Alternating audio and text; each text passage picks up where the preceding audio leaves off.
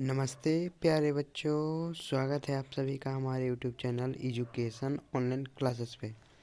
आज हम लोग बात करने वाले हैं हिंदी व्याकरण। हिंदी व्याकरण सभी के भेद, ये परीक्षा में भेद से 5 से 6 नंबर आते हैं भेद से सिर्फ। इसलिए हिंदी व्याकरण में सभी के भेद एक साथ आज मैं लेकर के आया हूँ। तो एक एक चीज़ को आप ध्यान से सुनिएगा और इसको याद कर लीजिएगा, क्योंकि परीक्षा बहुत नज़दीक आ गई है। पहला में है वर्ण। वर्ण के दो भेद होते हैं, एक होते हैं स्वर्ण वर्ण, एक होते हैं व्यंजन वर्ण। स्वर्ण वर्ण अगर पूछा जाए तो स्वर्ण वर्ण की संख्या 11 होती है, व्यंजन वर्ण की संख्या 33 होती है। स्वर्ण वर्ण किसको कहते हैं? जिसे लिखते समय हमें किसी दूसरे वर्ण की सहायता नहीं लेनी पड़ती है। जिसे लिखते समय दूसरे वर्ण की सहायता नहीं लेनी पड़ती है, उसे स्वर्ण वर्ण कहते हैं।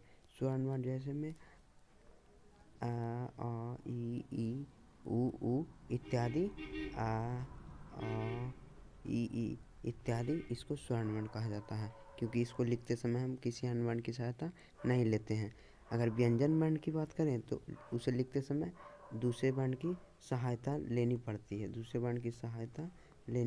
है, इसलिए वो क्या हो जाएगा? व्यंजन वर्ण। जैसे मैं बताएं तो जैसे मैं का, जब मैं का बोल रहा हूँ तो आ की सहायता ले रहा हूँ, तभी मैं का बोल पा रहा हूँ।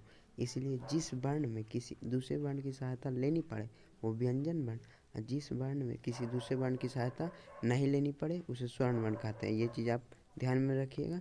वर्ण के हमारे दो भेद होते हैं, स्वर्ण वर्ण, व्यंजन वर्ण। फिर उत्पत्ति के आधार पर शब्द के भेद, तो उत्पत्ति के आधार पर शब्द के 4 भेद हैं।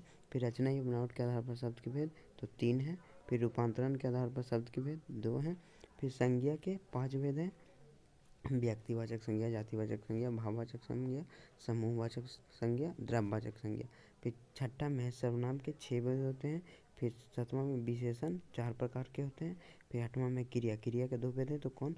सकर्मक क्रिया और एक अकर्मक क्रिया। सकर्मक क्रिया किसको कहेंगे? जिसके कुछ अर्थ निकले। जैसे मैं बोलूँ कि पढ़ना, तो जब भी कोई व्यक्ति कुछ पढ़ेगा तो कुछ ना कुछ तो पढ़ेगा। जैसे बोलूँ लिखना, तो जब भी कोई कुछ लिखेगा तो कुछ ना कुछ तो लिखेगा। अगर इसी को क्या बोलेंगे? सकर्मक क्रिया। इसको क्या बोलेंगे? सकर्मक क्रिया। इसको सकर्मक क्रिया कहेंगे। अकर्मक क्रिया उसको कहेंगे जिससे कुछ अर्थ नहीं निकले। जैसे रोना, जैसे कोई रो रहा है तो क्या रो रहा है? बोलेंगे हंसना। कोई हंस रहा था, क्या हंस रहा है? बोले दौड़ना, तो दौड़ रहा था, क्या दौड़ रहा? ये सब अकर्मक क्रिया का उदाहरण है। इसलिए क्रिया के 2 भेद हैं, एक सकर्मक, एक अकर्मक क्रिया। फिर नेक्स्ट है हमारा काल। काल आप लोग को पता ही है, बचपन से ही आप लोग पढ़ते आ रहे हैं। काल के 3 भेद हैं, वर्तमान काल, भूतकाल और भविष्य काल। ये आप याद रखिएगा। फिर वर्तमान काल के भी 3 भेद हैं, भूतकाल के भी 6 भेद हैं और भविष्य काल के भी 3 भेद हैं। फिर नेक्स्ट है संधि। संधि के 3 भेद होते हैं, स्वर संधि 5 प्रकार के, वाक्य 3 प्रकार के, फिर वाच्य 3 प्रकार के। फिर नेक्स्ट है हमारा कि कारक। कारक के 8 भेद हैं, कर्ता ने कर्म को करण से संप्रदान को के लिए, अपादान से अधिकरण में पर, संबोधन काव्य की रारेरी,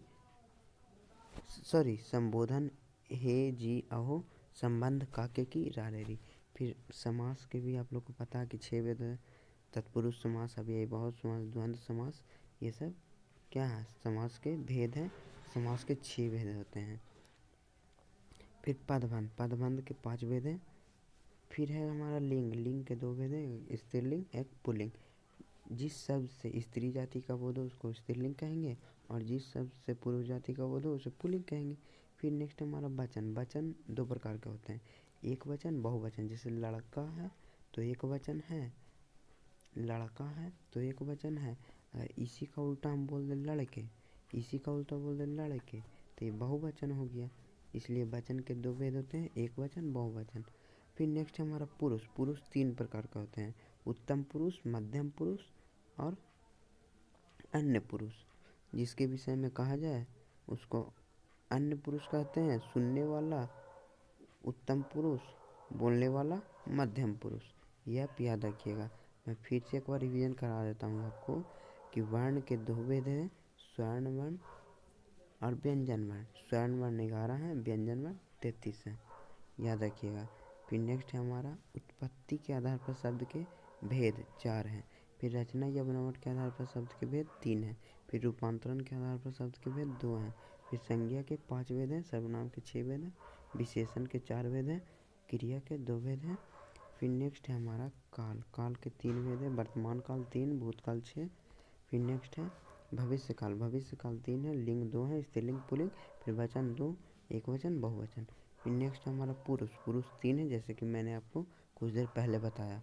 फिर संधि। संधि के 3 भेद होते हैं, स्वर संधि, व्यंजन संधि और विसर्ग संधि।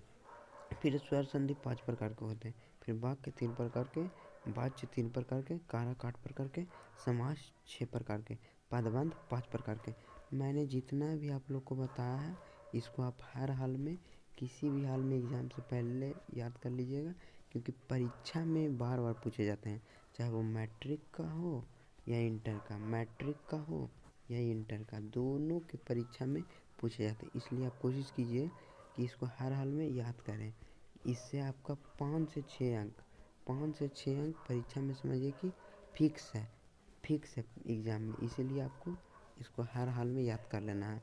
धन्यवाद।